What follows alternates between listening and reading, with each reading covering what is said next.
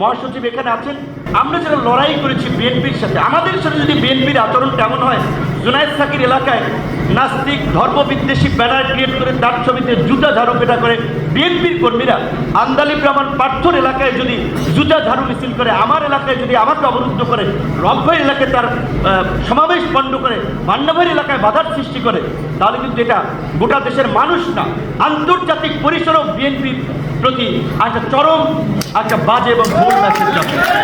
এই বিষয়টা আপনাদের আমলে নিয়ে কিছু পদক্ষেপ নেওয়া দরকার। আমাদের মতো জাতীয় নেতৃবৃন্দের সাথে এই ঘটনা ঘটে। আমরা চাই আমাদের বিএনপির ভাই বন্ধুরা, জামাতের ভাই বন্ধুরা সবচেয়ে মজলুম ছিল গত 15-16 বছরে, ঘরে ঘুমাইতে পারে নাই, ব্যবসা বাণিজ্য করতে পারে নাই, পালিয়ে পালিয়ে বেরিয়েছে। আমাদের সকলের সম্মিলিত লড়াইয়ে এই পরিবর্তন এসেছে। কাজে আজকে আমরা যদি এত অসহিষ্ণুতার পরিচয় দেই, তাই তো শেখ হাসিনার ওই বয়ান এবং ন্যারেটিভই ঠিক হবে যে শেখ হাসিনা সবাইকে দমন পীড়ন করে ঠিক জায়গায় চাপের মুখে রাখতে পেরেছিল।